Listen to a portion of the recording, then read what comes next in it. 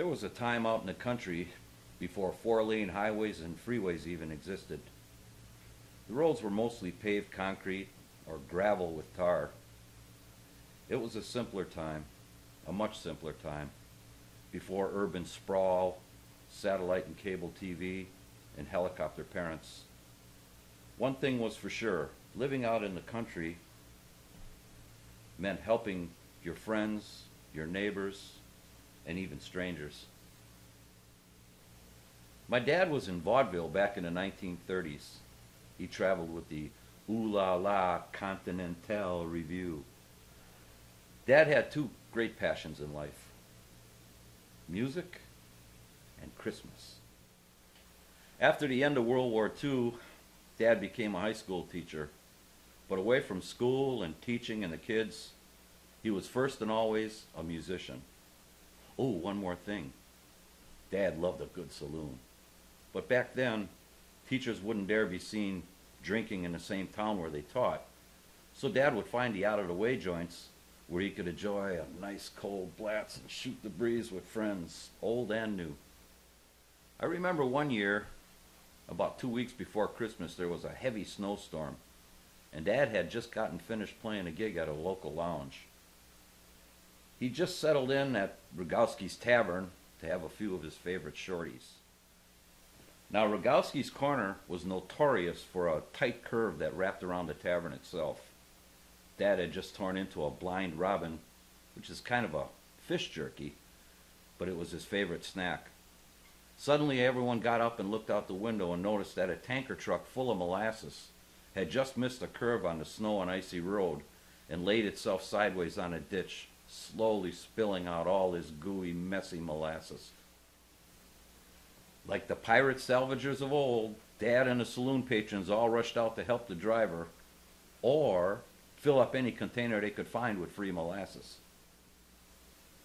That poor driver, he was just covered with sticky molasses and melting snow, mixed in with a little frozen snot. Dad insisted that he come inside and warm up with a nice Tom and Jerry. Well, as the evening wore on, the driver did get warmer and stickier, and with Dad and a few friends, quite a bit gassed. Well, later my dad figured that nobody was killed. Tow truck wasn't going to be able to get there for hours and hours. He thought it best if the driver came home with him and cleaned up and spent the night.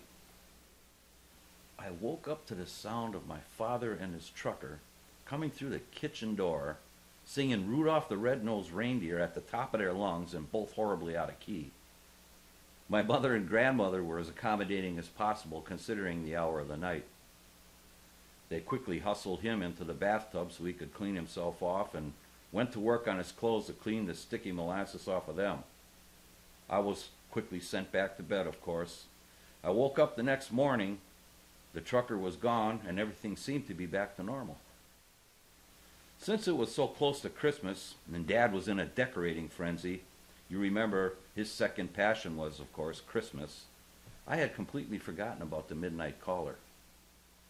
The Christmas tree in all its glory went up, and the days before Christmas seemed to just drag on so slowly.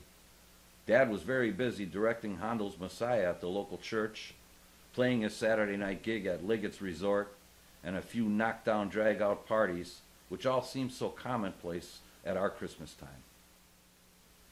On the night before Christmas Eve, Dad was hosting one of his legendary bashes. His old Army and vaudeville buddies were up from as far away as Chicago and Milwaukee and having an impromptu jam session and a few cocktails in the parlor.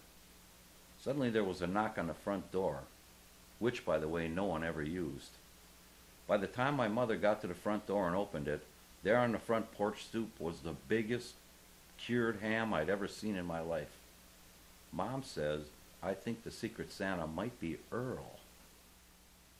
For years after that, even after my father and grandmother had passed on, someone, whose name might have been Earl, would leave a ham on a front porch step in the days before Christmas. Then one year it suddenly stopped. My mother sadly said, Well, I guess Earl's gone now, too. Long after I had returned home from college and was into my own Christmas frenzy, I thought about the Santa ham, and I asked my mother who Earl might have been.